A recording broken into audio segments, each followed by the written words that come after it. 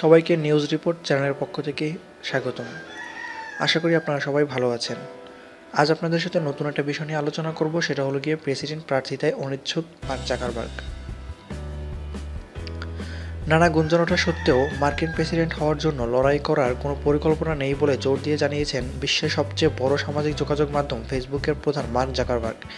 British দৈনিক independent এর প্রতিবেদনে এমনটা জানা গেছে। বর্তমানে তিনি ও চ্যান জাকারবার্গ ইনিশিয়েটিভের জন্যই কাজ অব্যাহত রাখবেন বলে জানিয়েছেন। চলতি বছরের শুরুতে এবছরের মধ্যে মার্কিন যুক্তরাষ্ট্রের সবগুলো অঙ্গরাজ্য ভ্রমণ করবেন বলে জানান জাকারবার্গ। বাজারে থাকা গুঞ্জনে তার এমন ঘোষণা প্রভাবক হিসেবে কাজ করে। 2016 সালের ডিসেম্বরের শুরুতে ব্লুমবার্গের প্রতিবেদনে জানায় জাকারবার্গ তার প্রতিষ্ঠানের শেয়ার পুনর্গঠন চুক্তিতে এমন একটি ধারা রেখেছেন যার সঙ্গে তার প্রেসিডেন্ট প্রার্থিতার সম্ভাবনার সম্পর্ক রয়েছে।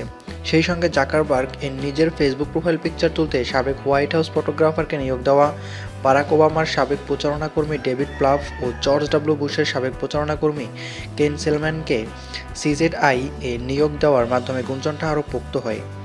এক সূত্রে বরাতে মার্কিন সাইট বাজফিড জানায় জাকারবার্গ ব্যক্তিগতভাবে এসব গুঞ্জন অস্বীকার করলেও তিনি রাজনৈতিকভাবে আরও বেশি সক্রিয় হতে পারেন।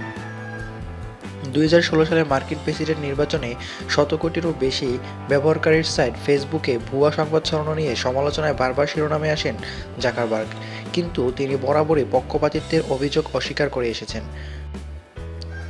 আত্মপক্ষ সমর্থনের সঙ্গে ভুয়া সংবাদ ছড়ানো বন্ধে ট্রেডিং টপিকস প্রকল্প বন্ধ ও সম্পাদকীয় খাতে অ্যালগোরিদম নিয়ে আসেন মার্ক জাকারবার্গ।